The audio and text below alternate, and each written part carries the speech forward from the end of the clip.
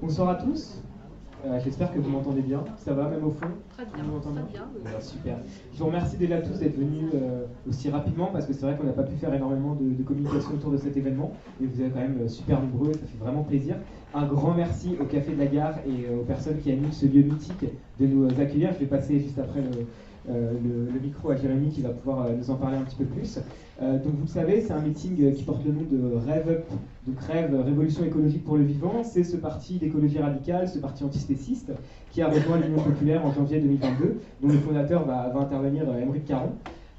Et donc on a rejoint l'Union populaire. On est très fiers de la dynamique qui s'installe. Vous le savez, on est à 6 jours du premier tour et on n'a jamais vu Jean-Luc aussi haut dans les sondages. Il n'a pas arrêté de monter, c'est le seul candidat qui depuis le début monte et continue à monter. Et c'est en partie grâce à toutes ces réunions publiques qu'il y a partout en France, par les équipes, le secrétariat général de la France Insoumise et de l'Union populaire. Donc un grand bravo à eux aussi. Alors ils ne sont pas forcément là ce soir, mais franchement, il faut les applaudir ensemble.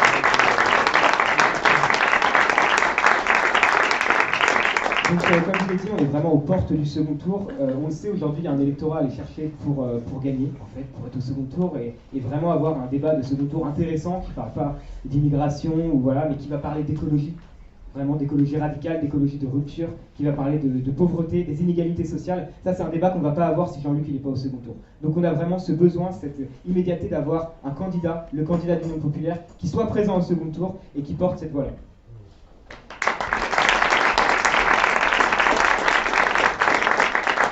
Et je voulais juste, je vais passer ensuite, on a des super intervenants, on a donc Jérémy, Bruno, Aymeric et Azelma qui vont intervenir, on a Raquel qui va passer. Ce soir, hein. Non, parce qu'on a Raquel qui arrive également. Voilà, mais voilà, on a des super intervenants, je vais leur laisser la parole tout de suite. Je voulais juste dire que je m'appelle Victor Paya, je suis porte-parole jeunesse de la Révolution écologique pour le vivant. Et l'un des électorats qu'il faut vraiment aller chercher sur ces 6 derniers jours, c'est les jeunes. Parce que les jeunes, ce qui les intéresse, c'est justement l'écologie radicale, c'est justement lutter contre ces inégalités, contre le racisme, contre l'islamophobie. Et donc c'est les jeunes qui vont aussi élire Emmanuel Macron. Terrible. Il faut justement ne pas élire.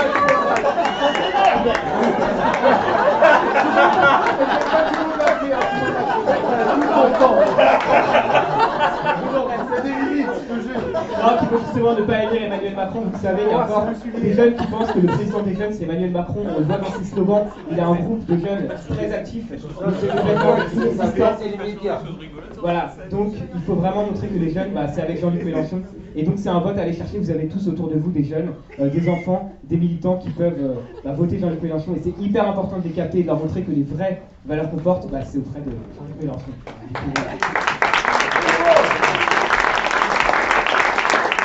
Et donc, je vais passer la parole à Jérémy, qui nous a gracieusement, Manès, oui, bien sûr, qui nous a gracieusement prêté ce café, et on les remercie encore une fois, et bravo pour cette organisation.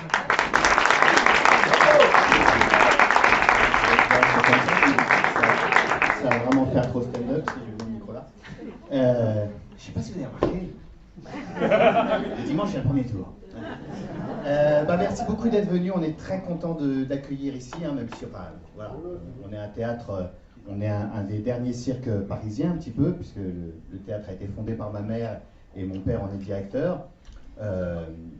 Si c'est intéressant que ça se passe ici, l'avenue de la Rêve au sein de l'Union populaire et tout, c'est peut-être parce que moi j'aurais envie de parler de pluralisme un peu ce soir. Un pluralisme, c'est un mot qui est devenu un peu un gros mot avec le temps, que dans un même mouvement, il y ait diverses tendances, diverses sensibilités.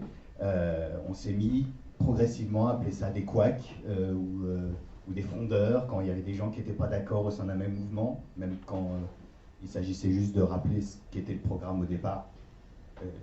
Il y avait ce genre de problème-là. Et le Café de la Gare, ça a été fondé dans un refus de toute hiérarchie, en fait. Ça a été fondé à l'époque par Coluche, par Romain Bouteille, qui est parti l'année dernière dans l'indifférence médiatique la plus totale, par ma mère, Sota, et par Miu Miu, et par d'autres comme ça.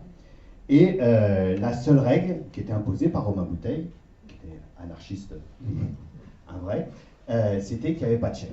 C'est-à-dire que personne ne pouvait dire c'est moi qui décide, etc. Donc ceux qui faisaient avaient raison. Donc ça voulait dire que par exemple, des fois, il y avait quelqu'un qui pouvait commencer à peindre le théâtre de ce côté-là, et puis quelqu'un qui n'était pas d'accord sur la couleur et qui allait peindre de son côté, etc. Et puis à un moment, ils se retrouvaient au milieu, et ça donnait un bordel. Écoutez, les gens disaient « Ah ouais, c'est bizarre, ok, d'accord. » Ça fonctionne, c'est quelque chose qui peut fonctionner, qui a fonctionné pendant longtemps. Hein. Je veux dire, le Café de la Gare, ils ont eu certaines de leurs plus grandes engueulades alors qu'ils jouaient sur scène, et qu'en coulisses, et ben, ça s'engueulait, et puis même ça se virait, etc.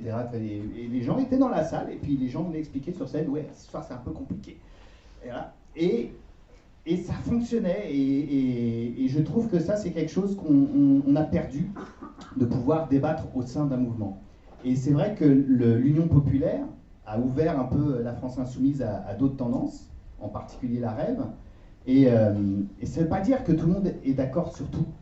Ça ne veut pas dire que tout le monde n'a pas des choses à dire, ou sur le programme, ou sur Mélenchon lui-même, etc. C'est juste qu'on se dit que c'est l'endroit où il y a le plus de possibilités de faire quelque chose de constructif et d'emmener le programme le plus loin possible au deuxième tour, voire même à la présidence. Et après, on aura tout le temps de s'engueuler, en fait. Je veux dire, après, il y aura les législatives, il y aura des mouvements, il y aura des députés, il y aura des tendances, il y aura un programme. Tout le monde est plus ou moins d'accord quand même sur le programme, qui est super complet, à tel point que, très franchement, si on a le temps de tout faire en 5 ans, c'est chaud. Mais voilà. Et donc moi, je suis auteur, comédien ici maintenant. J'ai écrit une pièce qu'on a jouée pendant 2 ans, qui racontait le débat d'entre-deux tours de la présidentielle 2027, et qu'on a arrêté il n'y a pas longtemps, mais on va essayer de la mettre vite sur Internet avant le premier tour. Et je suis membre du Parlement de l'Union populaire.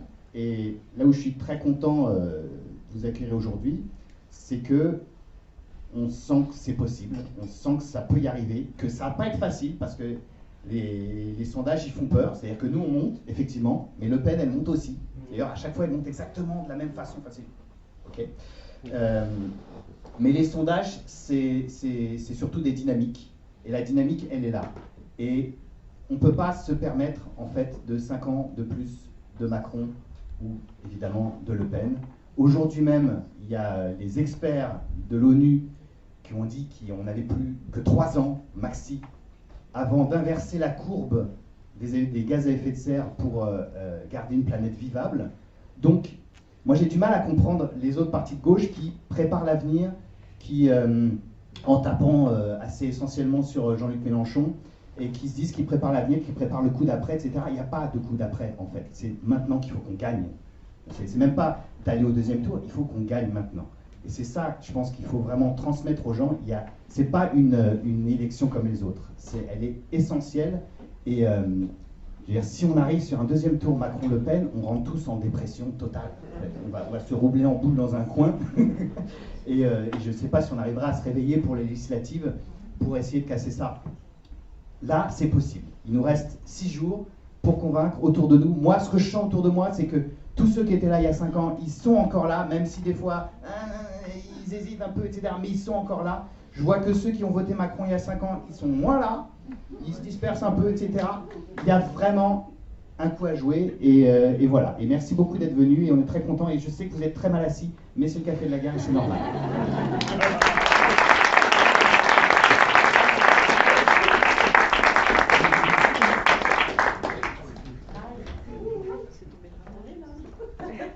C'est le Café de la Gare, vous voyez.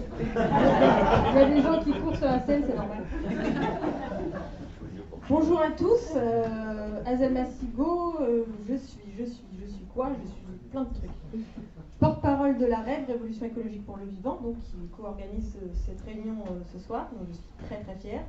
Membre du Parlement de l'Union populaire, j'ai grandi aussi au Café de la Gare. Et oui, on s'est retrouvés par hasard au Parlement avec Jérémy, c'est mon cousin. Donc voilà. On était petits, on regardait les spectacles depuis là-haut en fait, depuis la poutre, ce qui était hyper dangereux. C'est un hasard et en même temps pas vraiment, parce que je trouve que ce qui se passe actuellement, en tout cas dans le mouvement politique, dans cette dynamique politique qui se joue actuellement, c'est une forme de convergence. On parle beaucoup de convergence depuis quelques années d'ailleurs, on parle d'union, on parle d'union des luttes. Je suis gilet jaune aussi, donc j'ai beaucoup œuvré dans ce sens. On a tenté des mouvements pour unir tout le monde, les uns et les autres. les militants pour la justice sociale, les écologistes, etc.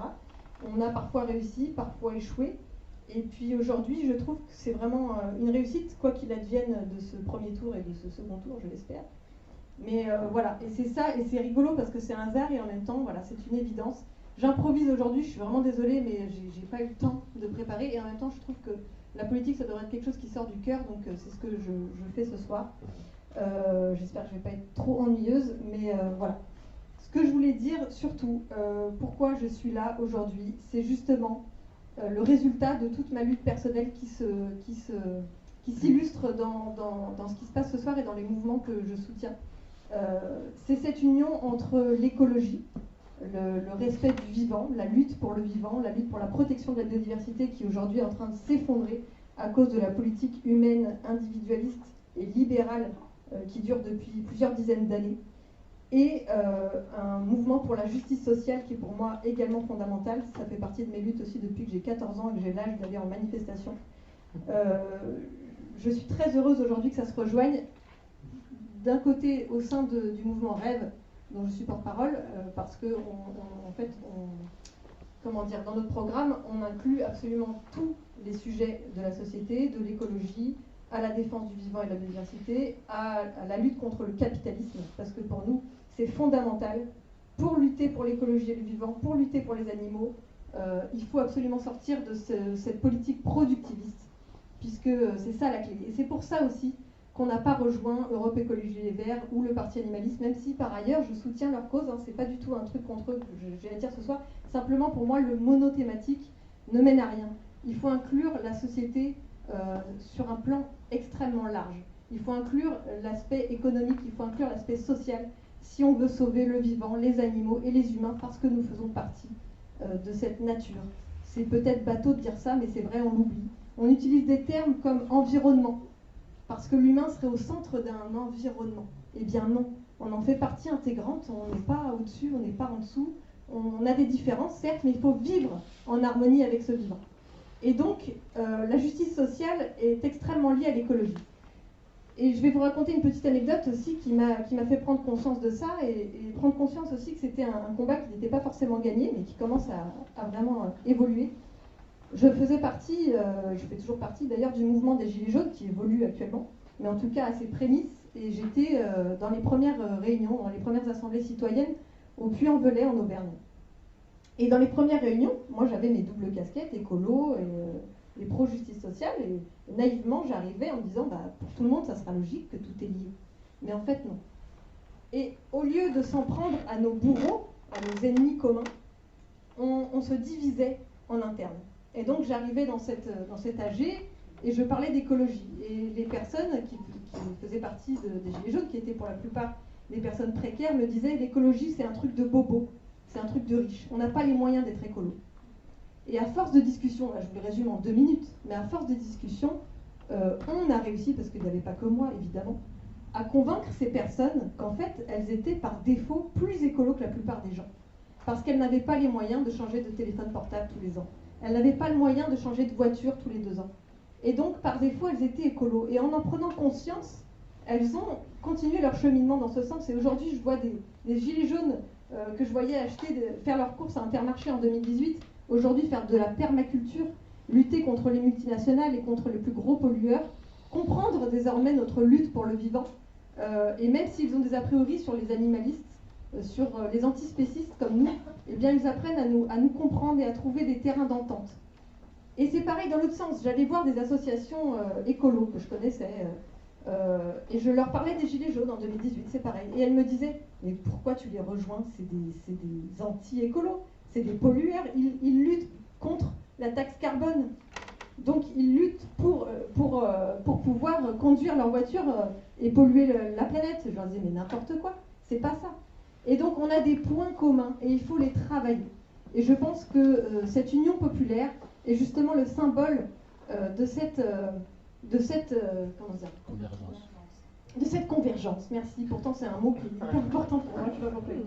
Bref, en tout cas, je suis très heureuse d'être là. Il y a urgence sur tous les plans, sur le plan social, sur le plan écologique, sur tous les plans. Le dernier rapport du GIEC nous démontre que d'ici 2050, donc dans quasiment 25 ans, il y a 1 milliard d'êtres humains qui vont avoir leur habitat qui sera sous les eaux et qui vont devoir quitter leur maison et qui vont devoir émigrer. Et aujourd'hui, on se plaint de quoi? 100 000 personnes qui viennent en France parce qu'ils fuient la guerre. Mais c'est quoi? C'est quoi? Qu'est-ce qui va se passer quand on va devoir tous fuir notre pays? Donc, évidemment qu'on ne pourra pas aller en arrière et rattraper toutes les erreurs que les humains ont commises. Mais en tout cas, on pourra limiter la casse. Et pour ça, il faut s'unir, il n'y a pas d'autre choix. Je suis aussi auteure, j'ai écrit des romans de science-fiction engagés, mais j'ai aussi écrit un essai pendant 2 ans et demi sur la convergence des luttes qui m'a amené au sujet de l'entraide. Et je me suis rendu compte que contrairement aux a priori, que moi-même j'avais d'ailleurs sur l'espèce humaine, la loi de la jungle n'existe pas. Et en fait, dans la vraie vie, quand il y a des grosses crises, par exemple, on voit le Titanic et tout de suite dans les films, on nous montre que quand c'est la crise, eh ben, c'est l'individualisme, c'est celui qui va aller sur le canot de sauvetage le plus vite possible et qui va pousser les femmes et les enfants.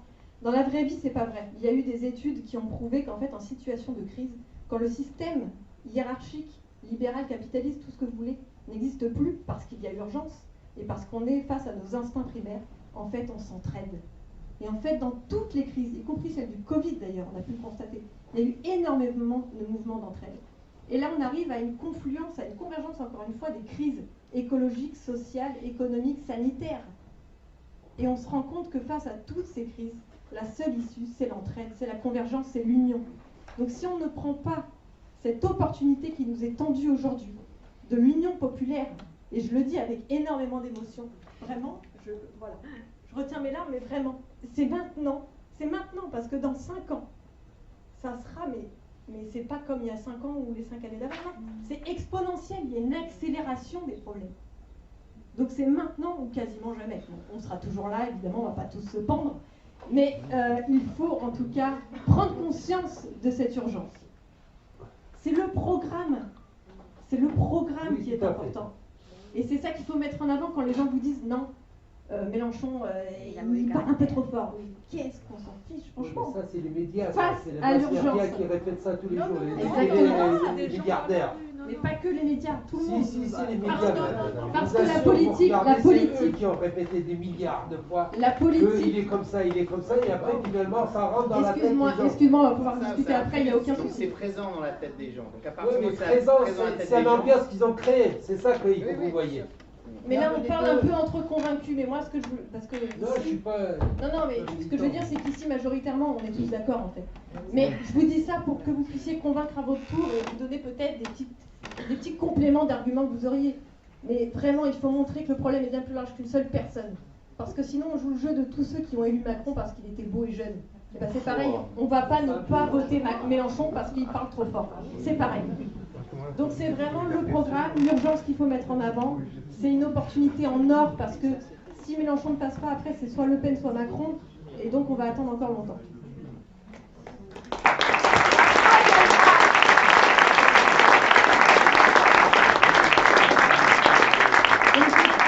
Sur vous, et quoi qu'il advienne, encore une fois, c'est pas grave, on va se relever si jamais, voilà. On espère vraiment la bonne nouvelle.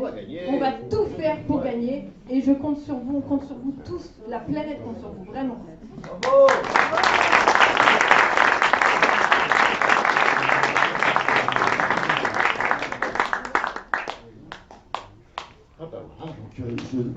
Je fais comme toi, je vais improviser parce que je n'avais pas prévu de prendre la parole pour une raison assez simple, c'est que je sors de chez le dentiste. Je me suis fait extraire une dent et l'anesthésie, je suis paralysé du côté droit. Je me suis cassé une dent en bouffant du dauphin. Merci dauphin. La société est paralysée du côté droit, mais moi je suis... Donc c'est en bouffant un dauphin, je crois que c'est très caoutchouteux le dauphin. Donc je me suis pété. Je sais pas si c'est la bonne audience pour faire le... Non. Non, je crois pas. Hein. Il y a combien de végétariens chez vous? Levez la main, les végétaux. Vegan. Vegan, carrément vegan. Vegan.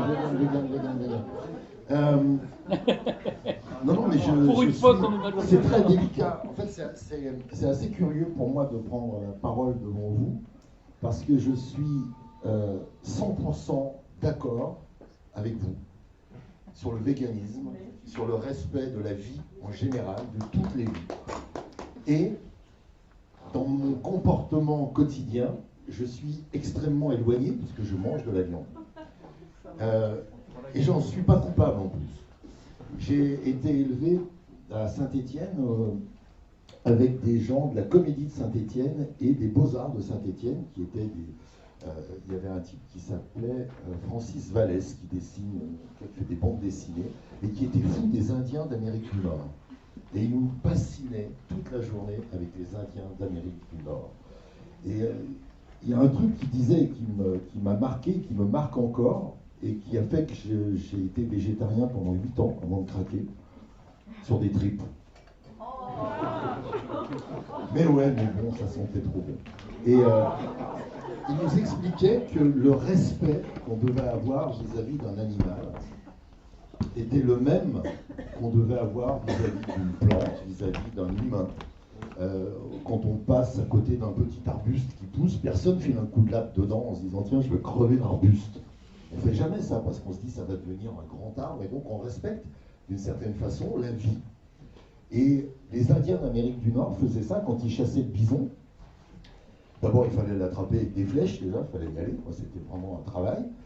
Ils chopaient le bison et ils faisaient un truc que ne faisait pas ce con de David Crockett, c'est-à-dire qu'il retournait le bison. David Crockett tuait un bison, ça pèse 800 kilos un bison. Il prenait la viande d'un côté et il laissait pourrir le reste. Et l'Indien, quand il tuait un bison pour se nourrir, il s'excusait auprès de l'animal avant de le dépecer. Et il imaginait que lui, ayant un dieu quelque part qui le protégeait, les animaux avaient aussi un dieu quelque part qui les protégeait, et il s'excusait auprès de ce dieu. C'est difficile de parler qu'une anesthésie. Il s'excusait, puis il retournait le bison, il lui expliquait que c'était ou lui et sa famille qui allaient mourir, ou lui, le bison, ils allaient en prélever un. Et il le retournait, et tout dans le bison servait. Et je trouve, alors évidemment, il tuait un animal, mais il y avait la notion de respect qui aujourd'hui a disparu complètement dans les élevages qu'on voit. Et quand je dis que je suis 100% d'accord avec vous, c'est qu'intellectuellement, je peux visualiser que vous êtes le point d'arrivée d'une société harmonieuse absolue. Harmonieuse entre nous, harmonieuse avec la nature. On n'est pas obligé de prélever sur la nature en tuant. J'arrive à l'intellectualiser. Il y a 10 ans, on m'aurait dit ça, j'aurais dit, des conneries, viens, on va se faire un steak, un barbecue, puis on parle d'autre chose. J'aurais été Roussel. Je ne déteste pas l'individu, il réfléchit jusque-là. On a besoin de lui au deuxième tour. On aurait bien besoin de lui au premier, ouais. Je comprends cette façon de penser. Elle est limitée. Et quand on est vegan, on a le droit d'être moqué. Et franchement, parfois vous prêtez le flanc, les mecs, c'est super drôle. Mais quand je dis les mecs, c'est les mecs, les filles, les humains, les transgenres, tout le monde. Mais dans la hiérarchie de l'humour, puisque c'est là-dedans que j'ai travaillé le plus longtemps, on se fout de la gueule d'un vegan, ok, pas de problème.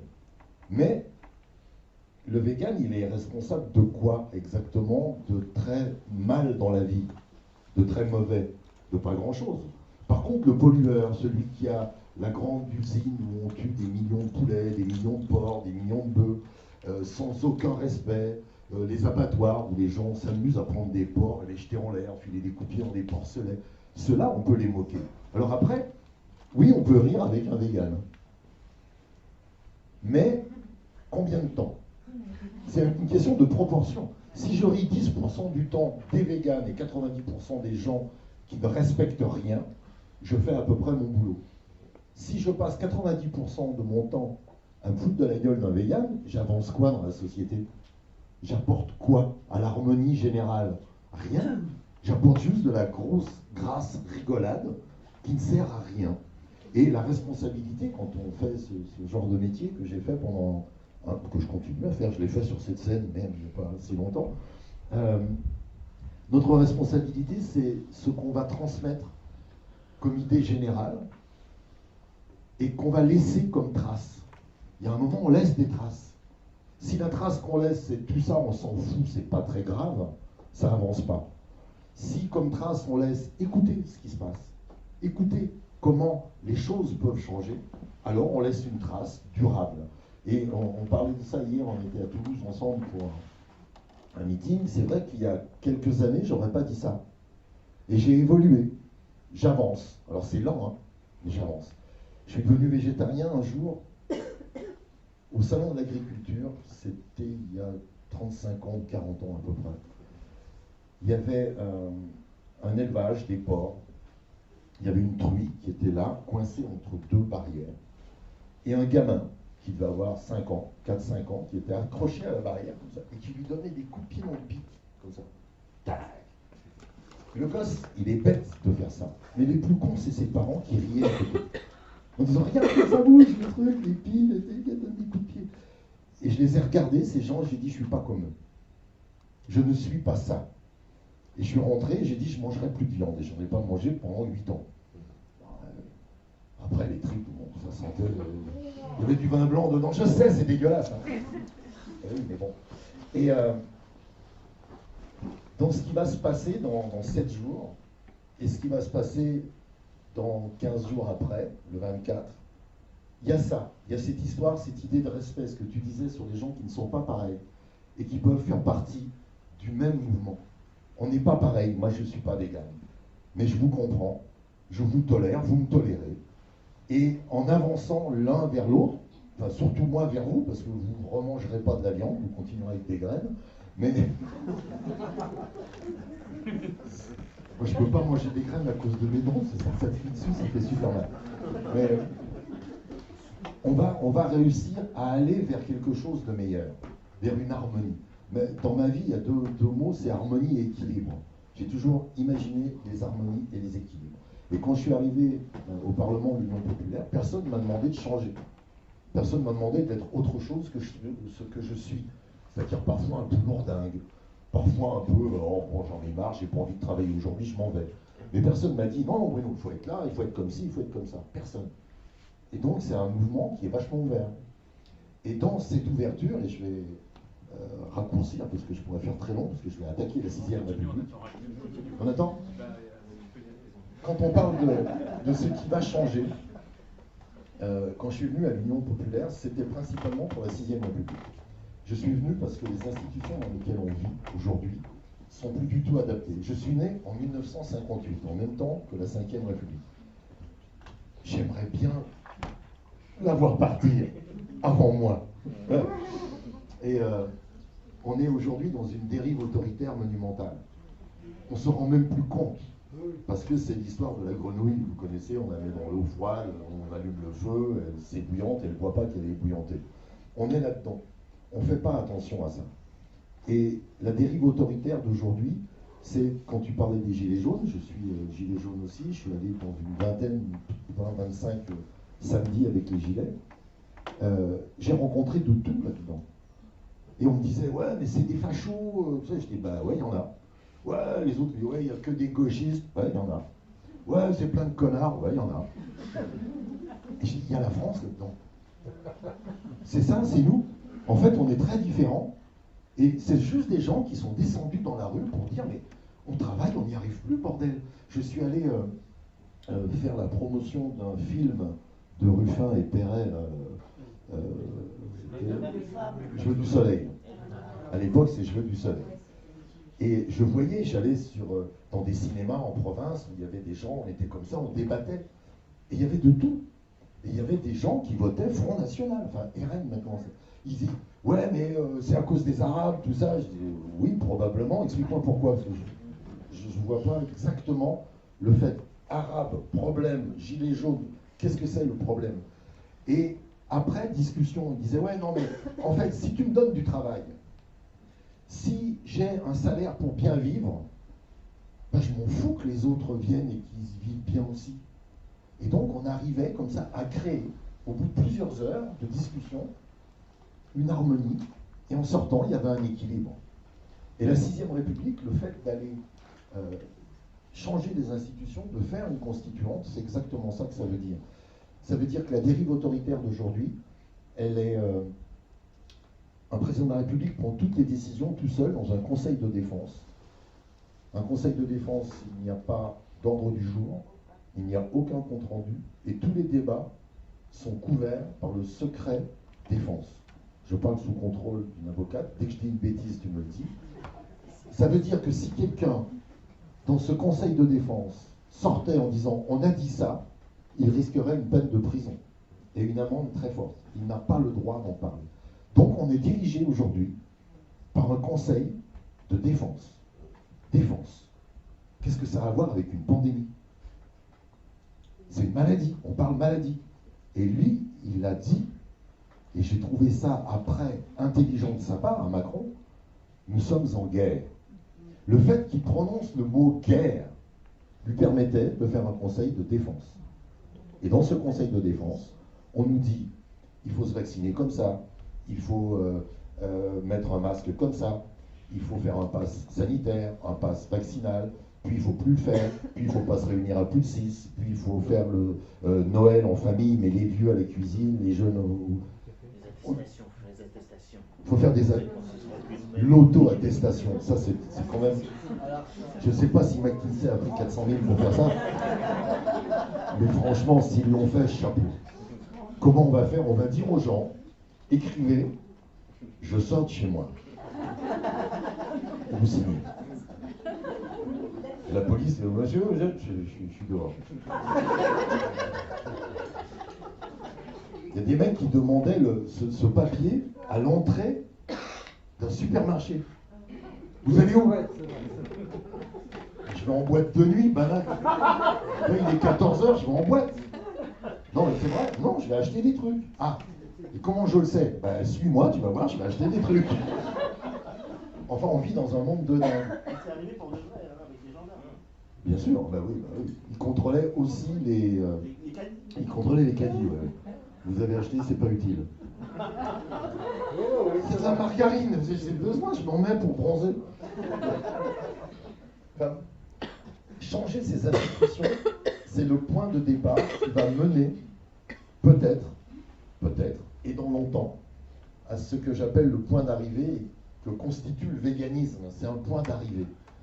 Vous êtes des précurseurs, en quelque sorte. Le point d'arrivée du respect total, de l'harmonie. Et bravo de le faire déjà.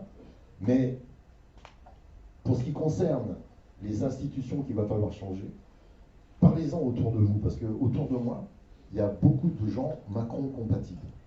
Je connais plein de gens Macron compatibles qui me disent ouais, oh, ça va. Bon, ouais. Finalement, qu'est-ce que tu aurais fait à sa place? 10 fois mieux. Et en tout cas, pas 3 fois pire, ça c'est sûr. Et la seule chose qui leur parle, c'est pas les mesures économiques qui disent c'est pas possible, c'est pas finançable. Bah si, regarde, on a fait 3 heures sur le financement, regarde le truc quand même. Ouais, mais enfin bon, il n'a pas vraiment de programme. 40 livrets, 20 plans, il n'y a pas de programme, lis. Ouais, c'est trop long de lire. Vous êtes chier. Combien? Il y en a pour 1500 pages pour tout. Ouais, 1500 pages. Dans le programme, les livrets et les plans. Ah oui, 1500 pages.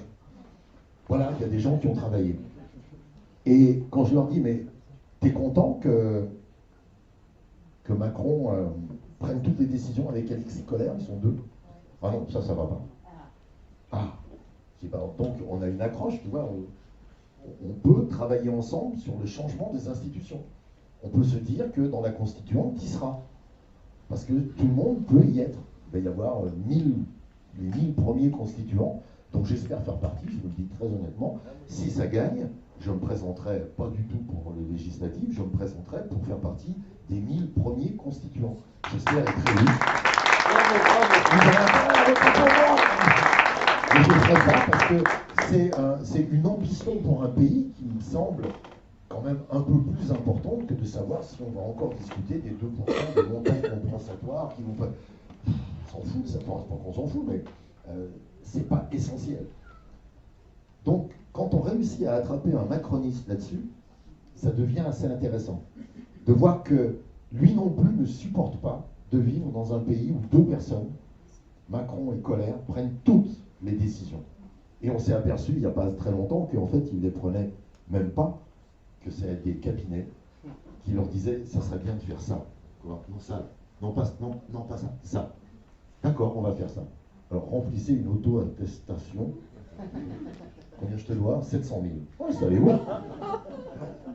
Tu dis comment on en est arrivé à ce truc-là? Eh bien n'importe qui, parce que vous, je sens que ça vous énerve un peu. Eh bien même les macronistes, ça arrive à les énerver. Donc si on arrive à attraper par un bout la 6ème République, par un bout les nouvelles institutions, si on commence à expliquer qu'une constituante c'est archi-démocratique, que ça commencera normalement, j'aimerais que ce soit le 14 juillet, mais ça va commencer au mois de juillet.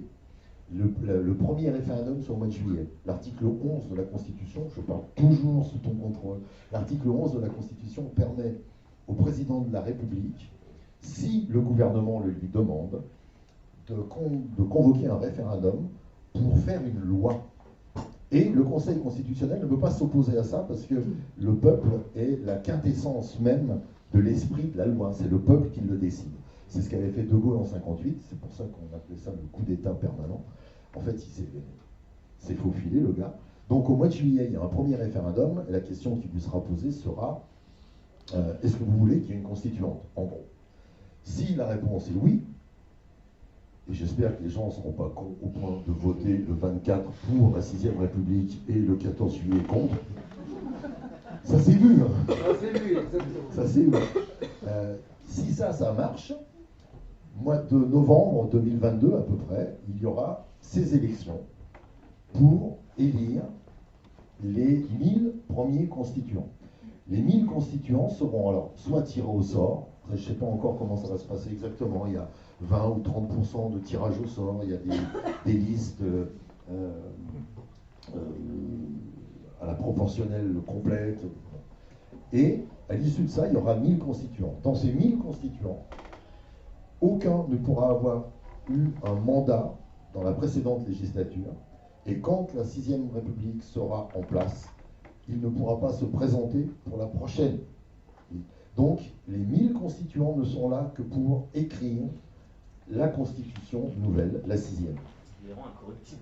Et ce qui les rend totalement incorruptibles, parce qu'ils ne pourront pas, de là où ils viennent, ils ne pourront pas tirer avantage, et après, ils ne pourront pas tirer avantage. Et ensuite, il y aura un dernier référendum qui sera, voilà la Constitution, est-ce que vous êtes d'accord, peuple français? Et le peuple français dira oui ou non. Parce qu'il y aura des débats tout le temps, tout le temps, tout le temps. S'il dit non, ce qui est possible, on fait la 7ème. Parce que moi, on m'a dit, il y a des gens qui m'ont dit, mais pourquoi vous ne faites pas directement la 10ème République? Je dis, oui, mais banane, c'est ce qui va se passer. Parce que dans les discussions, on va dire, bon, la 5ème, c'est mort. Bon, la 6ème, c'est ça. Tout le monde va dire, bah non, c'est tout pourri, moi je voulais ça. Ah oui, d'accord, ok. Bon, la 7ème, c'est ça. La 8ème, c'est ça. Ça sera peut-être la 10ème République. C'est ça qui va être merveilleux. Et pour ceux qui s'inquiètent, les institutions continuent à fonctionner. Rien ne s'arrête.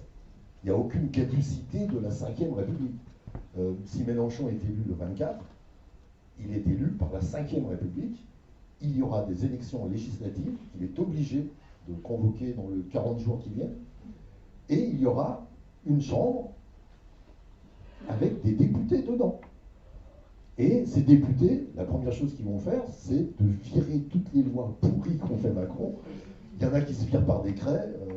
Le SMIC à 1400 balles, c'est un décret. 1400, tac, hop, ça y est, c'est fait. Ça prend l'après-midi, il suffit de signer. Mais par contre, il y a aussi des lois. Par exemple, toutes les lois qui concernent les lois de travail, qui sont passées par du 49.3, du décret, des choses comme ça. Ben, ce qu'un décret a fait, un autre décret peut le défaire. Hein. Fini, hop là, t'es gentil, les 35 heures, tac, on revient à tout ça. Retraite à 60 piges, tac, tac. Et donc, il y a un travail sur la 5ème République qui va continuer pendant au moins 2 ans. Et pendant ces 2 années-là, il faudra que vous, qui aurez voté pour que ça change, vous soyez dans la rue. Parce que ça ne va pas se passer comme ça. Si Mélenchon s'endort, il faut le réveiller. Hein. On est plus là. Hein. Et on sera un certain nombre à lui dire, oh, hey, t'as dit ça, maintenant tu fais. Il le dit lui-même, hein, hier il l'a dit. Il l'a redit. Il a dit, il faut que vous soyez dans la rue, il faut que vous soyez vigilants. même si c'est Qu'il moi soit qui présent, la population. Non mais si le 24, imaginons le 24, on gagne. D'ailleurs, on va le faire. On gagne le 24. c'est pas fini, c'est pas un match de foot. On va pas faire on a gagné, boire un coup de champagne, c'est fini, on prend la coupe, on rentre. Non. Le travail commence. Celui des constituants, si j'en fais partie, celui des juristes qui vont mettre en place tout ça.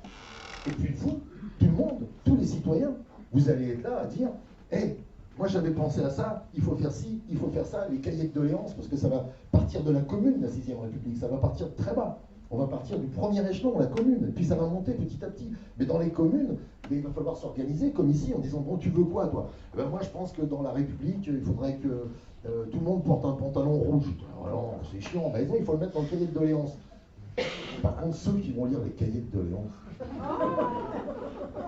j'ai le nombre de conneries que les gens vont lire. Ah oui, c'est vrai. McKinsey le fera, oui c'est vrai, c'est vrai.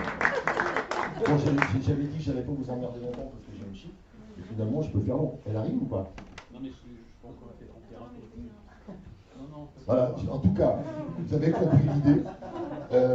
Dernier truc, on est cinquantaine, vous avez intérêt à en choper 5 chacun avant dimanche prochain et de faire voter 5 personnes chacun. Je vais organiser jeudi chez moi une deuxième soirée Tupperware pour convaincre mes Et qu'est-ce que tu mets dans Comment les ça se passe Tupperware? autour de vous? J'aimerais bien savoir comment ça se passe autour de vous, globalement. Comment vous le sentez? Est-ce que... Moi j'ai l'impression que Macron il sera...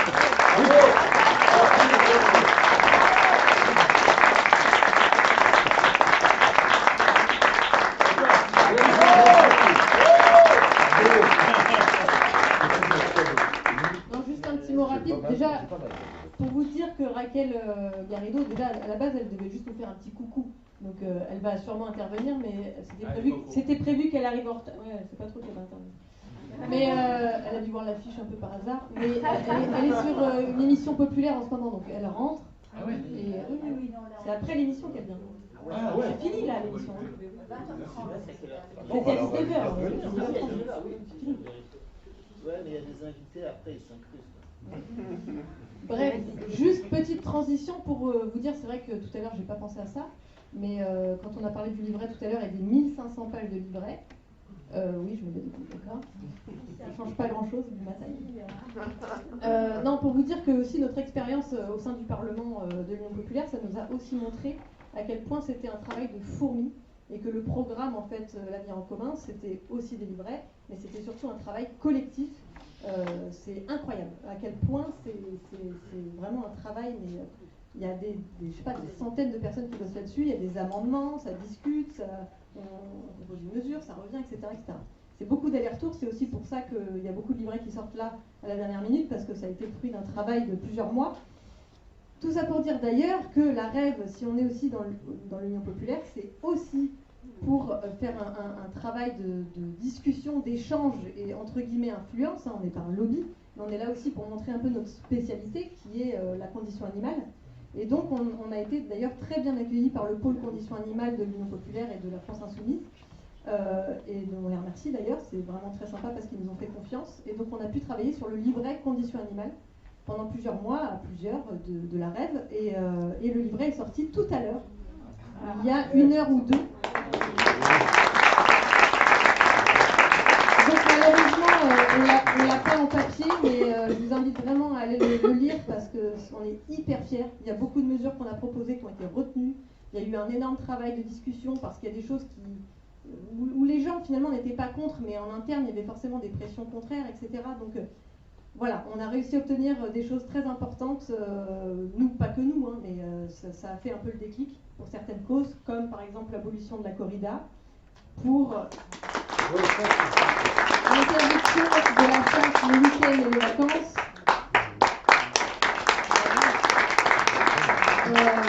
énormément de choses, l'abolition de l'étourdissement, excusez-moi je le dis, mais c'est un truc auquel je tiens.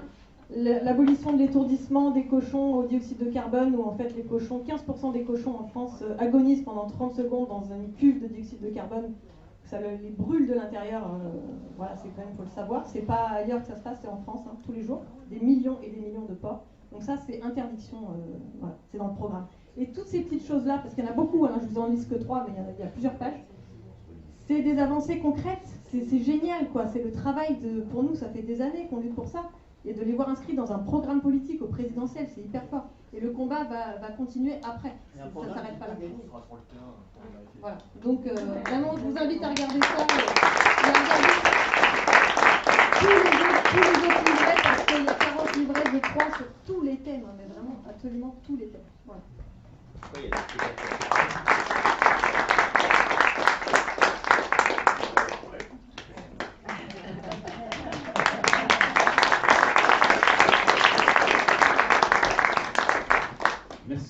merci Bruno d'avoir organisé une espèce de pré-conférence sur l'antispécisme, le véganisme. C'était pas le but au départ. Moi, il n'y a pas que le public de la RED ce soir.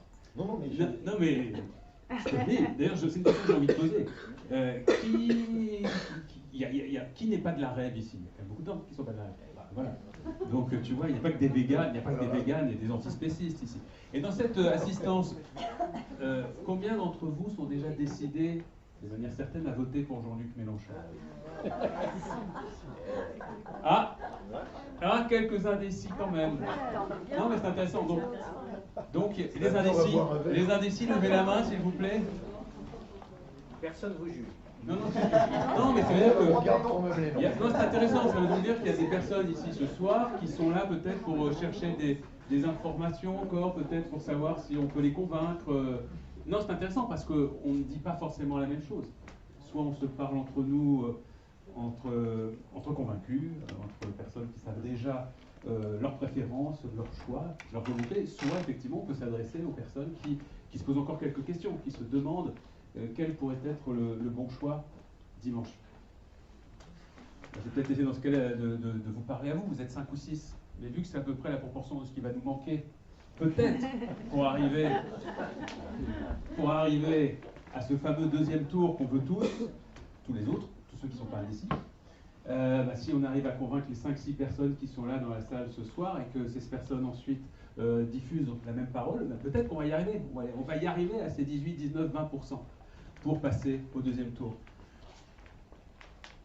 J'ai créé un mouvement, moi, qui s'appelle la REV, la Révolution écologique pour le vivant, qui est donc un mouvement d'écologie radicale.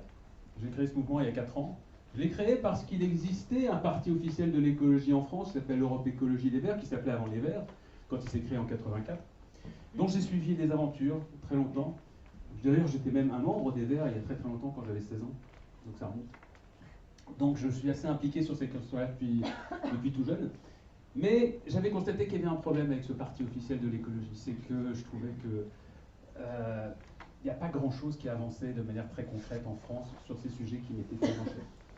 La disparition de la biodiversité, la lutte contre le réchauffement climatique, les pollutions diverses et variées. Alors oui, il y avait ce parti, il y avait ses représentants, mais ces représentants, très étrangement, quand ils avaient fini de s'engueuler, ils partaient dans des gouvernements qui appliquaient des politiques qui étaient absolument contradictoires avec les objectifs affichés.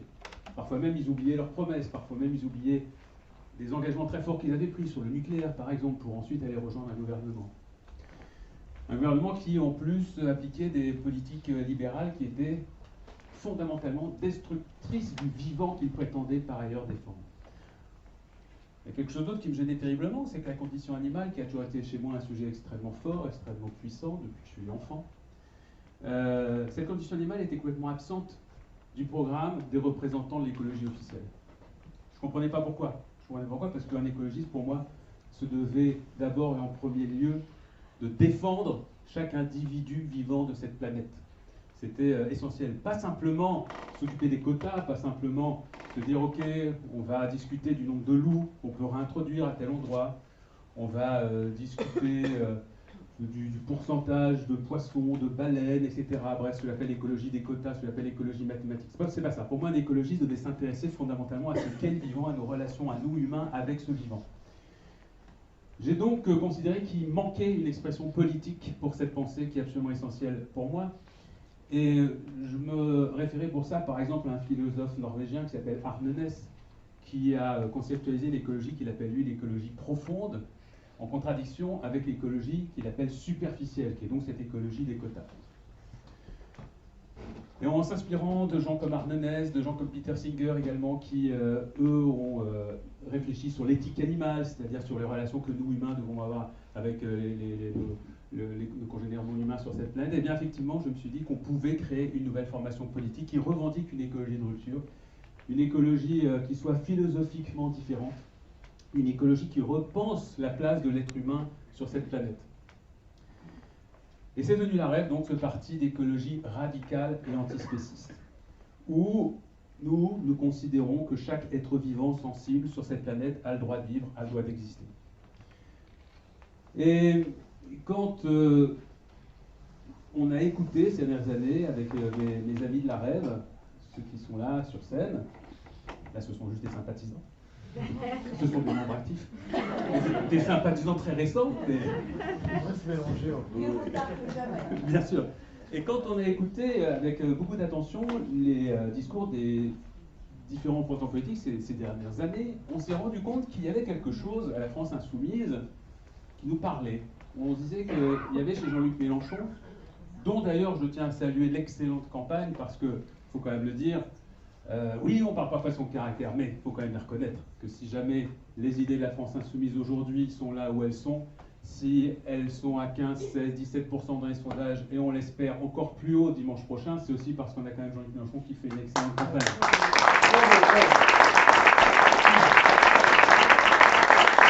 Et son discours d'hier, effectivement, à Toulouse, était encore absolument exceptionnel, parce qu'il est capable, au-delà du fait qu'il analyse extrêmement bien notre époque, qu'il est capable d'actualiser ses propres analyses, de les renouveler. Il est capable d'identifier des problématiques qui sont complètement absentes chez les autres et qui sont pourtant essentielles. Je ne sais pas si vous avez entendu ce qu'il a raconté, par exemple, sur notre rapport à la nuit. Voilà, bon. Voilà. Un homme politique, un personnage politique qui est capable aujourd'hui de nous parler de cela, c'est absolument essentiel, et ce dont nous avons besoin, c'est ce que nous recherchions justement à la REV. Et c'est vrai que ce genre de discours nous a particulièrement sensibilisés sur le rapport au vivant qui est aujourd'hui exprimé par Jean-Luc Mélenchon, se rapproche finalement, sa manière de voir les choses se rapproche de la nôtre. Il le dit lui-même, il ne va pas aussi loin que nous, il ne partage pas l'entièreté de nos idées, et nous-mêmes nous différons sur un certain nombre de points, sur certaines analyses que peut faire la France insoumise aujourd'hui sur certains sujets, mais ce n'est pas la question. On s'est rendu compte que, d'une manière globale, la philosophie politique qui était la nôtre se rapprochait très profondément de celle de la France insoumise. Et quand on a discuté, on s'est dit qu'il y avait absolument un bout de chemin à faire ensemble au sein de cette union populaire, c'était même d'ailleurs l'urgence politique qu'il nécessitait. C'est-à-dire qu'aujourd'hui, ce n'est plus possible de ne pas travailler, de ne pas faire un bout de chemin avec des gens avec qui vous partagez 80 ou 90% des idées. Ce serait vraiment une erreur. Et pourquoi ce serait une erreur? Parce qu'on n'a plus le temps, on n'a plus le temps de chipoter.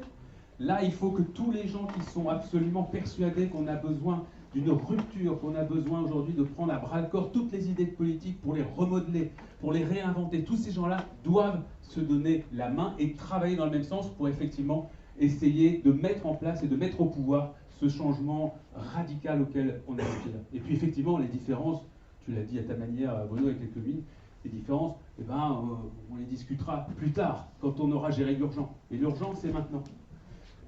Parce que oui, il y a des rapports du GIEC, hein, il y en a tous les ans, il y en a d'État. Mais bon, d'abord, ils ne servent à rien, on a l'impression. Mais le premier rapport qui aurait dit déjà nous faire changer complètement de direction, c'était il y a 50 ans. C'est le rapport du Club de Rome, qui le premier a expliqué qu'on avait un petit problème avec le principe même de la croissance. Que ça allait nous emmener... Ah Raquel Garrido, Christophe, from New York. Je suis de Raquel qui était au restaurant. C'était bon. Alors, petite Raquel, tu es venue avec ton papa et ta maman? Oui, oui. Mon papa s'appelle Bruno. Oui, il est dans la salle. Bonjour papa. Et oui, c'est aussi des secrets de famille qui sont révélés sur scène ce soir. Désolée, j'étais à l'émission populaire. Oui, on t'a excusé. Azelma a déjà expliqué ton cas. Il a été jugé en commission. Je ne réinviterai plus. Qui? Allez, toi. Pourquoi? C'est pas gentil. Qu'est-ce que j'ai fait? Tu te moques de moi. Ah, mais non, mais tu sais bien. Qui aime bien, châtie bien, oui, ou oui, tiki, ça, enfin voilà. Pardon, je t'ai interrompu. Non, non, mais en plus, j'ai un truc super intéressant. Oui. Là, sur Club d'Europe, merci. Voilà, Club d'Europe. Donc, non,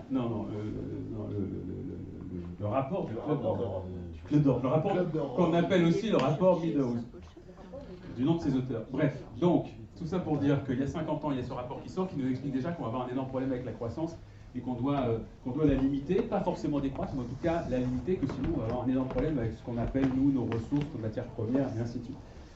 Depuis cette alerte qui était quand même absolument fondamentale, il n'y a absolument rien qui a été fait, très honnêtement.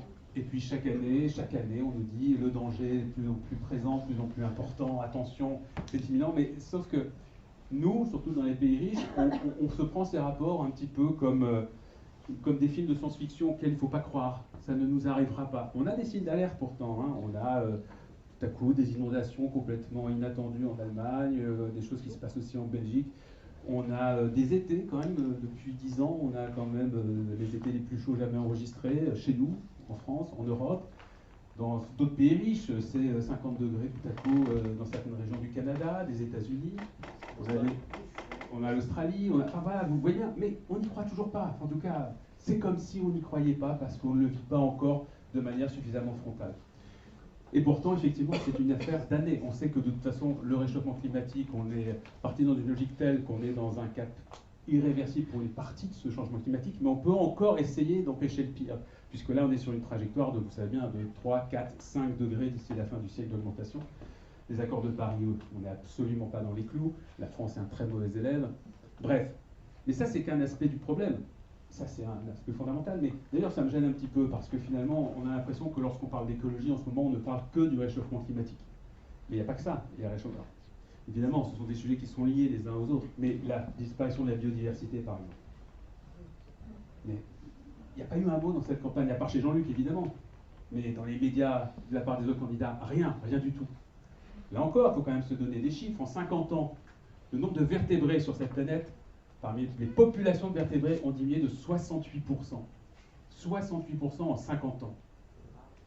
Bientôt, il n'y aura plus de baleines bleues. Bientôt, il n'y aura plus de tigres sur cette planète. Il reste quelques milliers de tigres, simplement. Il reste quelques milliers d'éléphants, non, enfin un peu plus d'éléphants d'Afrique. Mais les éléphants d'Afrique aussi sont menacés d'extinction. Bref, tous les grands mammifères, bientôt, auront disparu. D'ailleurs, si on parle des mammifères, tiens, je vais vous donner juste aussi d'autres chiffres. Si on prend la biomasse des mammifères sur cette planète, vous savez ce que représente, nous les humains, par rapport au reste? Nous les humains, sur la biomasse des mammifères, c'est 36%. 36%. Déjà, il faut savoir qu'il y a 5000 espèces de mammifères sur 5000. Donc on pourrait imaginer que cette biomasse se répartisse de manière plus ou moins équitable. Non, non. Nous, c'est 36%.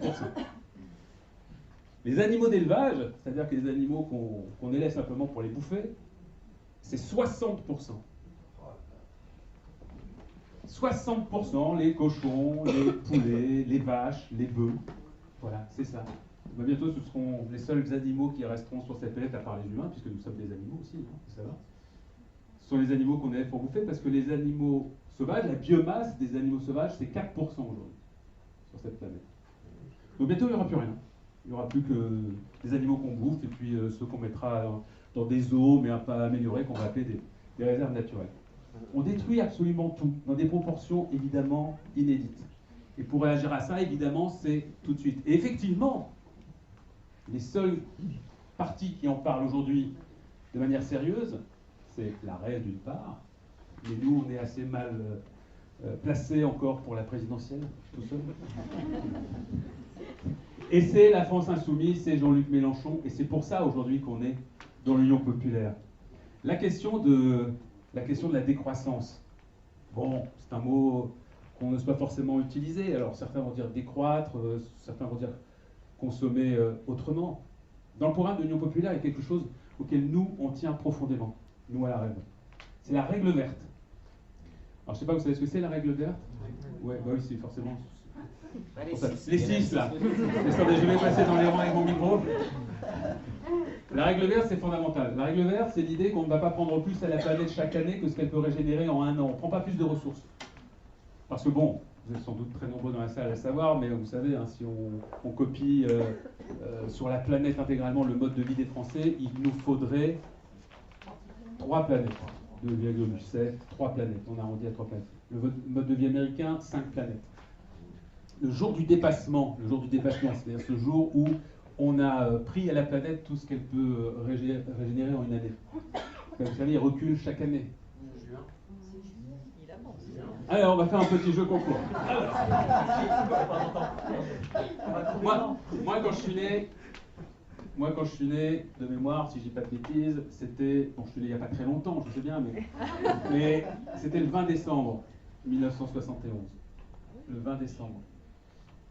Et l'année dernière, c'était le 29 juillet, je crois. C'est la seule fois où ça avait... Non, ça c'était pendant le confinement. C'était la dernière fois précédente où ça avait reculé. Donc voilà, là aussi, donc il nous faut des solutions radicales et dans le programme de l'Union populaire, il y a ça. Il y a cette fameuse règle verte, ne pas prendre plus à la planète que ce qu'elle peut nous offrir. Il y a plein de choses essentielles aussi pour les écologistes radicaux que nous sommes. La suppression de l'élevage intensif. Alors effectivement, l'Union populaire n'a pas aussi loin que la rêve. Nous, un jour, on imagine qu'on ne mangera plus du tout d'animaux sur cette planète. On l'espère. Mais ça, c'est pour un futur un peu plus lointain. Et en attendant, on a un très beau bout de chemin à faire avec la France Insoumise au sein de l'Union populaire pour déjà supprimer les fermes-usines. Tous les élevages industriels, c'est-à-dire 80% de la viande qui est produite chez nous. Et ça, il faut le mettre en place dès maintenant. Parce que vous savez très bien que ces élevages, non seulement ils sont générateurs d'une énorme souffrance pour les animaux, mais en plus ils sont destructeurs de planète parce qu'ils engendrent d'énormes pollutions. Pollution de l'eau, pollution des sols. Et en plus ils sont générateurs également de maladies pour les humains. Puisque cette bouffe est évidemment absolument dégueulasse pour nous. Et à la diminution, il y a évidemment toutes les notions liées au bien-être animal. Azelma les a rappelées. Mais nous, à la rêve, ça n'est pas que la question environnementale ou la question du bien-être animal. Les questions de démocratie sont très présentes chez nous. Les questions de justice sociale sont très présentes. Et là, évidemment, on retrouve absolument tous nos intérêts au sein du programme de l'Union populaire. Ce qu'on a vécu pendant 5 ans a vraiment dépassé tout ce qu'on avait pu imaginer. Très honnêtement, à titre personnel, je n'aurais jamais cru qu'Emmanuel Macron nous emmènerait là où il nous a emmenés sur le plan de la démocratie. Je n'avais pas imaginé à quel point il abîmerait nos droits fondamentaux en nous empêchant de manifester. Effectivement, en gérant la crise sanitaire d'une manière qui pose énormément de questions sur la question de la liberté individuelle. Mais juste sur l'histoire des manifestations, quand on a un préfet de police qui dit à une manifestante on n'est pas dans le même camp, ça pose déjà un énorme problème par rapport au rôle que s'octroie la police dans notre pays. Quand ce même préfet de police, pendant la crise sanitaire, dit que ceux qui sont en réanimation l'ont bien mérité, parce qu'ils n'ont pas respecté les règles, non seulement c'est une méconnaissance absolue et totale du sujet dont il parle, mais c'est en plus d'une indécence totale. Et pourtant, ce préfet de police, il est encore là aujourd'hui. Quand on voit le nombre d'éborgnés, le nombre de personnes mutilées pour avoir simplement voulu manifester un avis, exprimer une opinion. Quand on voit qu'il y a des personnes qui sont mortes, simplement parce qu'à un moment il y a un mouvement social dans ce pays, ça pose quand même d'énormes problèmes sur la direction que prend ce pays. Quand on voit la destruction des services publics, quand on voit ce qu'est devenu le métier de professeur aujourd'hui, ce qu'est devenu même le fait d'être un élève, d'être un étudiant qui voudrait simplement pouvoir choisir librement les études qu'il veut faire, qui voudrait également avoir les moyens financiers et pas qu'on lui sucre sur ses APL. Quand on voit les services de santé qu'on a aujourd'hui, quand on voit en fait que tout ce qui devrait relever du rôle de l'État est petit à petit démantelé pour être offert aux intérêts privés, de manière à ce que certains puissent s'engraisser, les actionnaires, là encore dans le mépris le plus total de ce qu'est la vie humaine. Et c'est pour ça que tous les sujets sont liés. Quand on se bat pour les animaux non humains, on se bat aussi pour les plus opprimés, les plus faibles, ceux qui sont en position de fragilité, avec toujours cette même obsession, le respect de l'autre, le respect d'autrui, quelles que soient ses origines, quelle que soit sa couleur de peau, quelle que soit sa religion, quel que soit son niveau social, quelle que soit son espèce. Tous les combats sont liés, les combats pour la justice sociale.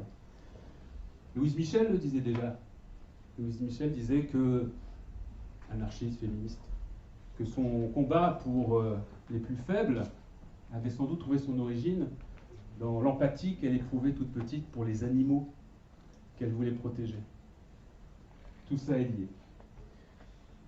C'est vrai qu'aujourd'hui, moi je pense que pour les personnes qui hésitent, il faut juste se poser la question, quelle est ma responsabilité? Quelle est notre responsabilité à tous? Est-ce qu'on a envie de montrer un autre chemin? Est-ce qu'on a envie de proposer un autre modèle? Est-ce qu'on a envie simplement d'essayer de dire stop à l'entreprise de folie dans laquelle on est tous embarqués malgré nous?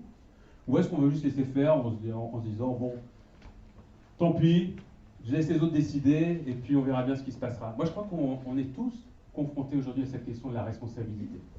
Moi c'est pour ça que je suis là. Moi avant de me retrouver embarqué dans cette aventure, avant de créer un parti politique, j'avais une autre vie qui était différente, qui me plaisait bien. J'ai bien aimé cette vie-là, elle est très importante. Mais je crois qu'à un moment la question de l'engagement, la question du pouvoir qu'on a tous, qui est variable selon la position qu'on occupe, mais en tout cas on a tous un pouvoir, le pouvoir d'influer sur les choses, le pouvoir déjà d'être en accord avec soi-même, c'est déjà quelque chose de très important. Et donc c'est ce choix-là qui nous est demandé dans quelques jours. Qu'est-ce qu'on fait? On s'abstient, on reste chez soi, on choisit un candidat qui ne veut pas vraiment changer les choses, qui veut juste les laisser en l'état, les empirer, ou est-ce qu'on prend la responsabilité de mettre un bulletin pour le seul candidat qui propose un programme qui nous permet de rêver? C'est pour ça que notre parti s'appelle le REV, la REV, Révolution écologique pour le vivant. Bien évidemment, on parle de rêver. Est-ce qu'on peut vivre dans une société où on nous a enlevé toute capacité à rêver, où il n'y a plus de capacité à espérer? Moi, je crois que c'est le propre de chaque individu, c'est d'avoir la possibilité, quand il se lève le matin, d'avoir des choix, de rêver à ce que va être sa journée, sa semaine, mais aussi sa vie. Et moi, c'est ce qui me terrifie le plus dans ce que j'observe depuis quelques années, c'est que petit à petit, on est en train de faire des citoyens, des objets auxquels on demande d'accepter une condition sur laquelle ils ne peuvent plus agir, en leur disant c'est comme ça, il n'y a pas d'autre solution. Tout en leur demandant également d'observer le monde autour d'eux se détruire, comme si on n'y pouvait rien. On est en train d'être embarqué dans une gigantesque supercherie, où ceux qui nous dirigent nous laissent imaginer que la société qui est aujourd'hui est la meilleure possible, et qu'ils font au mieux pour faire en sorte que certes, il y a des petits problèmes, et que ces problèmes se règlent quand ils se présentent. Mais tout ça, finalement, n'est pas bien grave. Et que ceux qui se plaignent, c'est des gens qui sont finalement assez insatisfaits de nature. T'as pas de costard? Bah t'as qu'à aller travailler pour en trouver un. Ah bon? D'accord. T'as pas de boulot pour t'acheter ton costard? Bah tu traverses la rue. C'est tellement simple. Et qu'est-ce qu'il peut croire à ces fadaises? Bon, apparemment, d'après les sondages, il y a 25-26% qui y croient encore. J'espère que pour les 5-6 personnes qui sont là ce soir, ce que je dis, ça peut quand même peut-être influer sur votre réflexion. Voilà. Je ne vais pas monopoliser davantage. La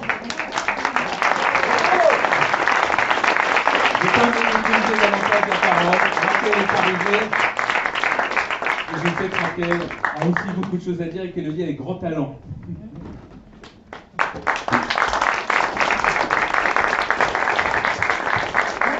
Merci. Est-ce qu'on m'entend? Merci Mémeric, merci Azelma, merci les amis de l'invitation à votre rêve party.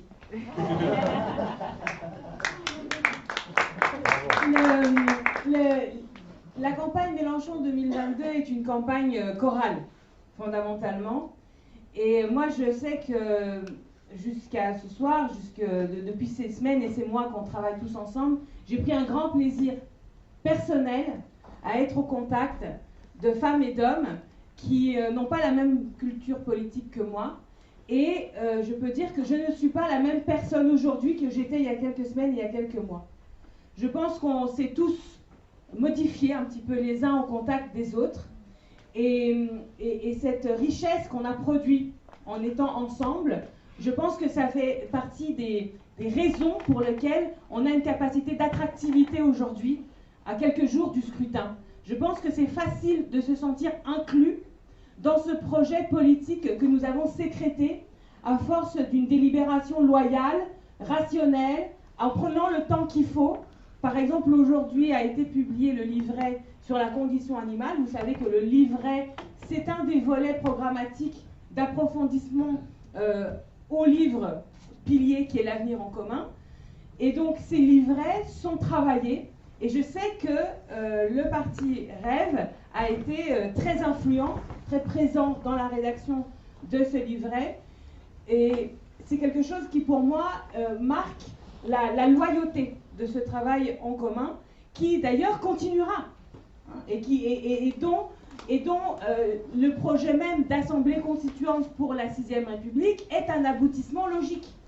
Parce que ce que nous réussissons à faire dans le cadre de cette campagne avec l'Union populaire, c'est aussi à l'échelon constitutionnel ce que nous proposons à la nation entière de faire. Il y a dans cette idée d'Assemblée constituante une marque de, je le dis, de patriotisme, dans le sens où j'accepte de fabriquer des normes fondamentales, j'accepte de définir des grandes libertés avec des personnes avec lesquelles je suis en désaccord profondément politiquement. Mais j'ai besoin, dans une société apaisée où nous respectons le mot démocratie, d'avoir la certitude que les règles qui nous permettent de décider sont des règles auxquelles nous avons consenti. Et que si par malheur, dans tel ou tel mode de scrutin dont nous nous doterons, il m'arrive de perdre les élections, je sais que bon, je peux loyalement penser que j'attends la fois d'après et je me représente et je représente mon programme parce que j'accepte le fonctionnement, on va dire, sain de nos institutions. Ce n'est pas le cas aujourd'hui dans la monarchie présidentielle. La monarchie présidentielle est un régime qui est profondément belligène, profondément excluant, qui met en opposition un personnage, l'un, le monarque, contre tous, contre nous tous, quelles que soient nos opinions politiques. Et ce monarque présidentiel qui se dit démocrate, et attention, je ne dis pas par ma critique que nous vivons par exemple en dictature, c'est une des oppositions souvent qu'on nous fait en disant mais vous dites qu'on est en dictature. Azelma Sigo est avec moi. Comment? Pas encore, en tout cas. Azelma a été une cheville ouvrière du mouvement des Gilets jaunes. Et que lorsque les Gilets jaunes ont sécrété ces revendications sociales, d'une part, pour rétablir l'impôt sur la solidarité sur la fortune, et démocratique, d'autre part, avec le référendum d'initiative citoyenne, en leur disant mais vous utilisez des termes comme autoritarisme, etc. C'est pas vrai, puisque si on n'était pas en démocratie, vous ne pourriez pas vous réunir pour le dire. Bon. D'accord, ok, moi je sais ce que c'est une dictature, je suis née au Chili, ma mère était en prison avec moi dans son ventre. Donc je sais ce que c'est une dictature, je sais bien que nous ne sommes pas en dictature, mais je suis profondément en désaccord avec l'argument qui consiste à dire qu'en matière de démocratie, quand je me regarde, je m'inquiète, mais quand je me compare, je me rassure. Parce que sur la planète, il y a un tas de régimes absolument ignobles avec lesquels si je me compare, jusqu'où ça va ? Qu'est-ce que j'accepte pour moi-même? Et nous avons en France, dans cette tradition enracinée dans la grande révolution française, conçu quand même un mécanisme et une idée lumineuse qui est que la souveraineté, c'est quoi? C'est la caractéristique de celui qui n'a pas de maître.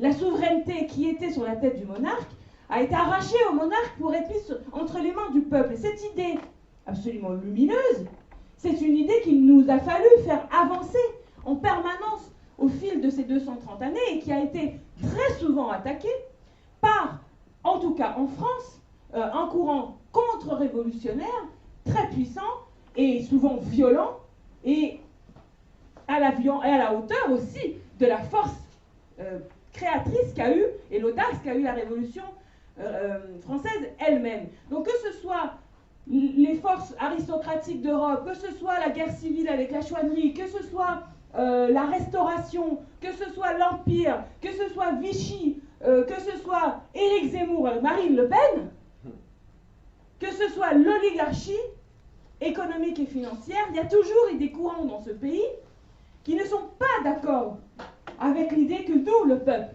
décidions pour nous-mêmes.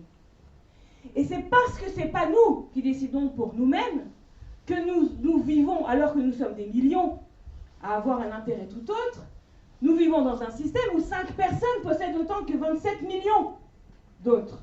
C'est parce que ce n'est pas fondamentalement démocratique, c'est parce que ce n'est pas nous qui décidons que nous n'avons pas un système économique qui respecte le vivant. Et ce mot vivant, qui est une notion qui, pour ma part, est nouvelle dans mon vocabulaire politique, une des premières fois que j'ai eu une conversation politique approfondie avec Émeric Caron, il m'a dit votre programme là, l'humain d'abord, moi je ne peux pas souscrire à ce titre-là. L'humain d'abord, pour moi, il me dit c'est rédhibitoire. Et là je me dis mais qu'est-ce qu'il raconte? Je ne comprenais même pas. Il me disait et les droits de l'homme. Je dis mais il est fou. Je me dis mais il est fou. Les droits de l'homme c'est super important. L'humain d'abord c'est super important. Et en fait, j'ai compris, j'ai lu, j'ai compris. Et je suis d'accord aujourd'hui. Aujourd'hui, je suis d'accord pour dire que c'est toi qui as raison.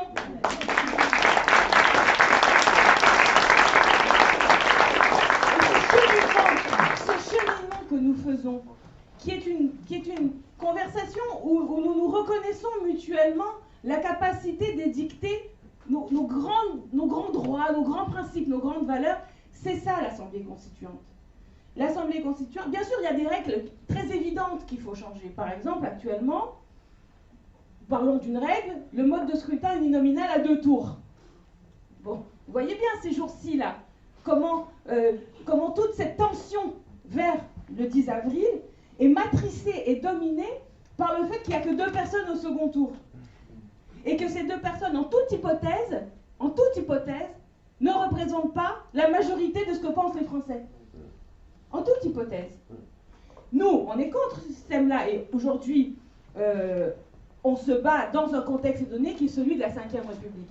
Mais attention, ce système-là, il ne va pas purger le problème politique. Parce que vous ne pouvez pas impunément exclure 1/4 ou 1/3 des Français d'un choix, d'une représentation au second tour, au moment où vraiment on décide qui décide. Ça, c'est violent. C'est violent de ne pas avoir de candidat au second tour qui représente ses idées. Donc, ça c'est évident qu'il faut le changer. C'est évident qu'il va falloir, dans le cadre de la 6e République et de l'Assemblée constituante, décider comment on fait pour décider. Comment on fait, par exemple, pour remettre de la responsabilité dans le comportement des élus. La 5e République, parce que le monarque présidentiel est protégé au sens où il est irresponsable politiquement. L'irresponsabilité politique est une notion juridique qui est au cœur de la logique de la 5e République. Ça n'existe dans aucun pays du monde, aucun pays démocratique, un homme ou une personne qui concentre autant de pouvoir gouvernant, c'est-à-dire le vrai pouvoir de prendre des décisions, mais qui ne rend de compte à personne. Dans la plupart des pays démocratiques, la personne qui détient le pouvoir gouvernant rend des comptes. Par exemple, dans le cas classique britannique, le Premier ministre est issu de la première majorité à la Chambre des communes et peut être à tout moment rappelé par cette première majorité. Il en est la sécrétion naturelle, laquelle est démocratique, puisque le groupe majoritaire vient d'un mode de scrutin, etc. En France, non. En France, le président, loin comme ça, de ce suffrage universel choisi et décidé en 62 par le général de Gaulle, il dit « je fais ce que je veux, je fais exactement ce que je veux, je ne rends de compte strictement à personne », tout en concentrant énormément de pouvoir, le pouvoir de désigner Premier ministre, et au fond le pouvoir de décider ce qui se vote à l'Assemblée nationale, des pouvoirs de nomination, qui fait que dans ce pays vous avez des centaines de commis, de gens qui sont des affidés, et qui ne doivent leur gagne-pain même, et leur fonction sociale, que parce que un jour le président les a mis leur nom en bas d'un arrêté ou d'un décret. Ce système-là, il est profondément violent. Et il ne pourra pas, les amis, ça je vous prie de bien vouloir le comprendre, il ne pourra pas perdurer dans la paix. Parce que les Français ne sont pas d'accord avec ça. Et quiconque a observé le mouvement des Gilets jaunes, quiconque a observé la mise en branle de la violence qu'il a fallu pour que les gens cessent de manifester. Bien sûr, il y en a toujours qui ont manifesté. Mais pour que les grandes masses cessent de manifester, il a fallu nous terroriser. Il a fallu qu'on ait peur de manger cette lacrymo qui en plus avait changé de recette. On avait peur de se faire éborgner. On avait peur de perdre une main par une explosion comment ça s'appelle, les GLI F4 là, les grenades. C'est ça qu'il a fallu. Nous terroriser, nous faire mal, nous atteindre à notre intégrité physique. C'est ça la monarchie présidentielle. C'est pas spontanément, naturellement et pacifiquement que vous avez une telle concentration du pouvoir et des richesses entre les mains d'un petit groupe, alors que nous sommes non seulement 67 millions d'habitants, mais nous sommes 50 millions de Français qui avons le droit de voter. Il y a 50 millions de Français qui sont en âge et en droit de voter. Déjà, là, on en a perdu 3 millions le 4 mars. Ce qui n'est pas rien. Alors, les gens disent, oui, mais les gens ne s'inscrivent pas, ils ne s'inscrivent pas. C'est un problème. C'est un problème. Et c'est d'ailleurs une stratégie voulue par Emmanuel Macron. Emmanuel Macron, quand il décide qu'il y a 0 campagne d'inscription sur les listes électorales, 0, vous n'avez pas vu un spot télé, pas un spot radio, vous n'avez pas reçu un mail, un courrier, rien pour vous inscrire sur les listes. Et lui, il se déclare quand? Le 4 mars, c'est-à-dire le jour où après on ne peut plus s'inscrire. C'est pas anodin. Quand il refuse de faire des débats télévisés, et là il refuse la grande émission de France 2, ou même d'être successivement les uns après les autres, même ça il le refuse. C'est fait pour que le geste civique lui-même, ce moment de souveraineté, soit appauvri, soit réduit à néant, passe inaperçu. Et du coup, pour pouvoir, et c'est le grand message que je voudrais qu'on comprenne tous dans ces dernières heures de campagne de premier tour, pour pouvoir réussir cette grande délibération constitutionnelle où nous mettrons et nous déciderons que seront désormais des biens communs, l'eau, l'air, la biodiversité, le vivant, pour pouvoir mettre la règle verte dans cette constitution, tout cela, nous avons besoin que tout le corps électoral chemine ensemble vers l'urne. On a souvent dit que le droit de vote était un droit individuel. Et c'est vrai, le droit de vote est individuel. Mais ce n'est pas seulement un droit individuel. La preuve, c'est que vous et moi, si on va voter les uns et les autres des jours différents, sur des sujets différents, alors notre vote ne signifie rien. Donc, le droit de vote est un droit fondamentalement collectif, qui fait de nous un tout, un corps. Et vous ici, qui avez cette capacité, qui avez eu avant les autres la capacité de comprendre le vivant comme un tout, et de comprendre que nous ne sommes pas que l'addition d'individus qui nous battons pour survivre dans un système économique qui nous jette des miettes, pour qu'on se tape dessus pour ces miettes, eh bien, vous êtes à mon avis aussi aux premières loges pour savoir que ce tout, ce corps qu'on appelle d'ailleurs le corps électoral, ne peut réellement être souverain que s'il est au complet.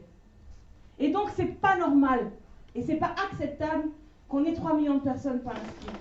C'est pas normal que les débats actuels, que la politique consciente de Macron, ce soit de dégoûter les gens. De les dégoûter par des mensonges, de les dégoûter par des trahisons. Lorsqu'on entend Emmanuel Macron dire à l'Arena que la cause des femmes va être la grande cause du quinquennat, mais c'est vrai, dans un premier temps, on rit. Mais en fait, c'est dégoûtant. Ça provoque une sorte de nausée, mais c'est exprès. C'est pour qu'on voit une urne et on part en courant dans l'autre sens. Parce que c'est comme ça qu'eux maintiennent leur domination. Voilà. Donc nous avons cette claire conscience du fait que nous sommes un tout, que ce tout doit être souverain, que pour que ce soit vraiment souverain, on doit tous être là, et que donc dans ces derniers jours qui nous restent, ce qu'il faut combattre, c'est l'abstention. C'est l'abstention. En donnant des garanties, pas en engueulant les gens. Les gens en ont marre qu'à la dernière seconde dans les élections, les dégoûtants viennent les engueuler. On a les dégoûtés, puis les dégoûtants arrivent en disant « Mais quoi, vous êtes dégoûtés? Comment ça se fait que vous ne votez pas? Ah bon? » Non, c'est pas comme ça qu'on fait nous. Nous, on dit la démocratie, c'est comme l'amour. Il n'y a pas d'amour, il n'y a que des preuves d'amour. Eh bien, il n'y a pas de démocratie, il y a que des preuves de démocratie. Et l'une de ces preuves, c'est que le système d'irresponsabilité politique, qui est la matrice de la Ve République, va être changé pour un système de responsabilité. Oui, nous acceptons de déléguer un certain nombre de pouvoirs. Oui, nous acceptons qu'il puisse y avoir des représentants, des gens qui nous présentent à nouveau, bien sûr. Mais attention, la laisse sera courte.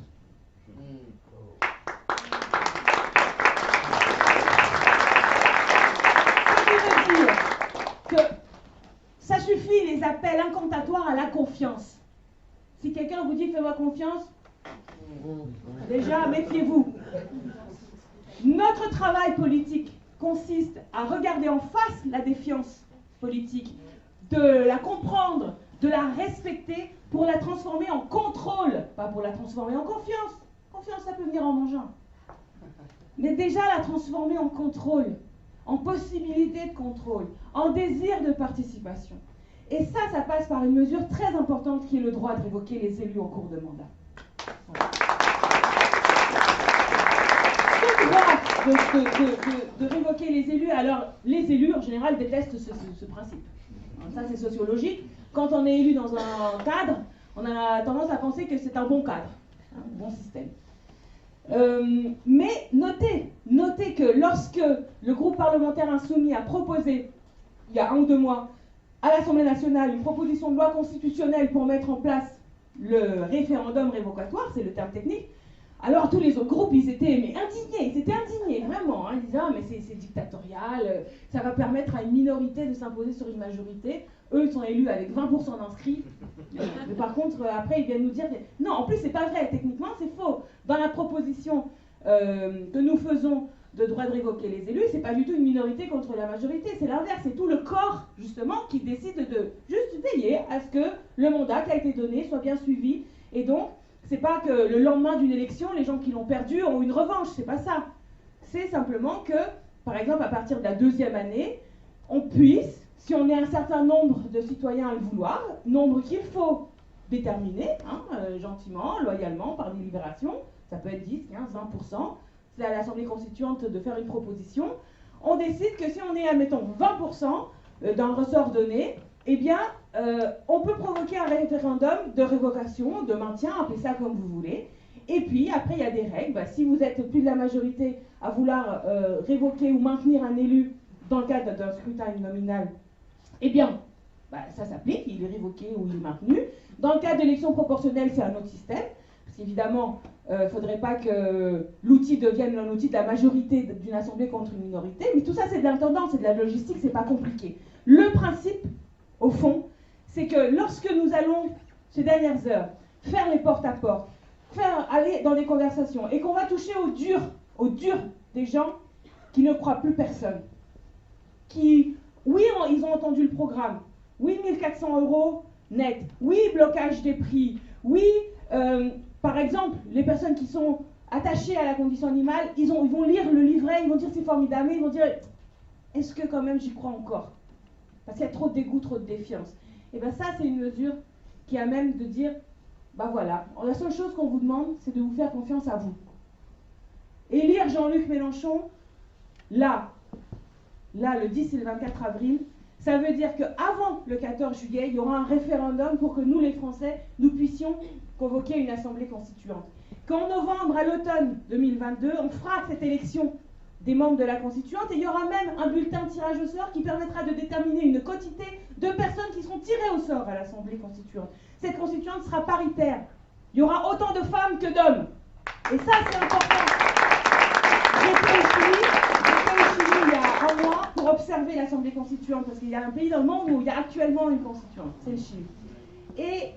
Et donc il y a autant de femmes que d'hommes. Et ce que me disaient les membres de la constituante, c'est que quand même ça change un peu la conversation. Et je veux bien croire. Les membres actuels ou passés des chambres de la Ve République seront inéligibles à la Sixième République. Bon, parce qu'il ne faut pas charrier, ils ont eu l'occasion de réviser la Constitution 1000 fois. Donc l'idée aussi, c'est qu'il n'y ait pas trop d'inertie de ce que moi j'appelle l'ancien régime, qui est la Ve République. C'est vrai que je répète ce que tu as dit ? Non, c'est juste tellement mieux que moi.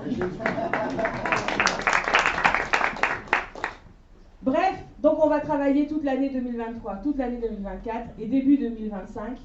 Bon, ce sera le peuple français qui, par référendum, décidera d'adopter ou de rejeter ce nouveau texte. Et puis s'il est rejeté, on remettra le travail sur le chantier et on continuera à travailler, tout simplement. Voilà. Et pendant ce temps-là, le gouvernement de l'Union populaire mettra en œuvre le programme tel qu'il est aujourd'hui élaboré, travaillé, etc., par toutes ces forces et cette diversité et cette richesse dont vous faites partie, et pour lesquelles je veux vous remercier. J'ai jamais eu l'occasion de parler devant une audience de personnes aussi attachées à une cause singulière. Vous m'avez beaucoup appris et j'espère qu'ensemble, nous changerons fondamentalement l'histoire de ce pays. C'est Salvador Allende qui disait « La historia es nuestra y la hacen los pueblos ». L'histoire est nôtre et c'est les peuples qui la font. Les peuples, dans un système qui prend en compte tout le vivant, le peuple français fait son histoire aujourd'hui. C'est nous qui l'écrivons et ça se joue dans chaque seconde et dans chaque minute qui nous approche maintenant du 10 avril. Merci.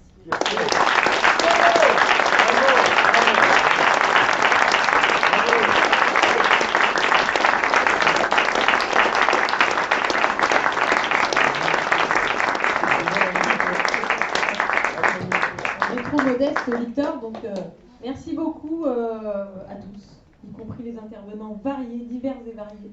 C'était très enrichissant. Merci les intervenants. Merci au Café de la Gare aussi. Merci à la Café de la Gare pour